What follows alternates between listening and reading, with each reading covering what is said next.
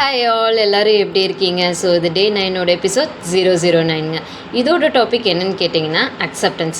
நம்ம லைஃப்பில் எப்படி நம்ம ஒரு விஷயத்த நம்ம அக்செப்ட் பண்ணிக்கிறோம் அண்டு நம்மளுக்கு பிடிச்சது நடந்தால் நம்ம அக்செப்ட் பண்ணிக்கிறோம், நம்மளுக்கு பிடிக்காதது நடந்தால் நம்மளால் அக்செப்ட் பண்ண முடியல.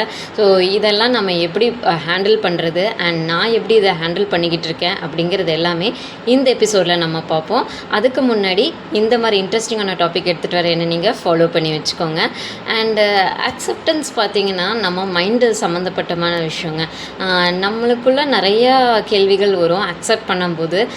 ஒரு விஷயம் நம்மளுக்கு பிடிச்சது நடந்துச்சுன்னா நம்ம சீக்கிரமாக அக்செப்ட் பண்ணிவிட்டு அந்த விஷயத்துலேருந்து மூவ் ஆன் பண்ணிடுறோம்.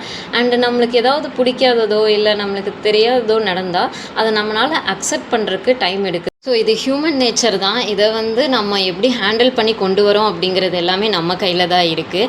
இதை எப்படி நான் ஹேண்டில் பண்ணுறேன் அப்படின்னு கேட்டிங்கன்னா, ஒரு விஷயம் எனக்கு பிடிக்காதது வருது, அக்செப்ட் பண்ண முடியாத ஒரு சுச்சுவேஷன் எனக்கு வருது அப்படின்னா 1 செகண்ட் காம் ஆயிடுவேன். காம் ஆகிட்டு அந்த செகண்ட் என் மைண்டை கண்ட்ரோல் பண்ண நான் ட்ரை பண்ணுவேன்.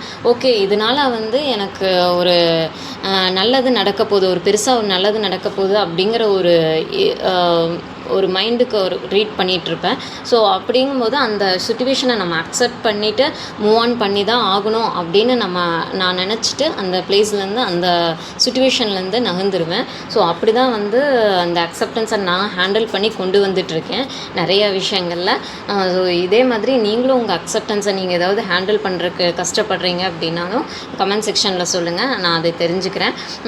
அண்டு இது இல்லாமல் நான் எப்படி நம்ம அதை ஹேண்டில் பண்ணிக்கலாம் அப்படின்னா, மெடிடேஷன் பண்ணலாம், நம்ம மைண்டை நம்ம கண்ட்ரோலுக்கு கொண்டு வர ட்ரை பண்ணலாம். இத்தனை சொல்கிறேன், நீ கண்ட்ரோல் கொண்டு வந்திருக்கேன்னு கேட்டிங்கன்னா இல்லை தான், நான் கண்ட்ரோல் பண்ணிக்கிட்டு இருக்கேன்.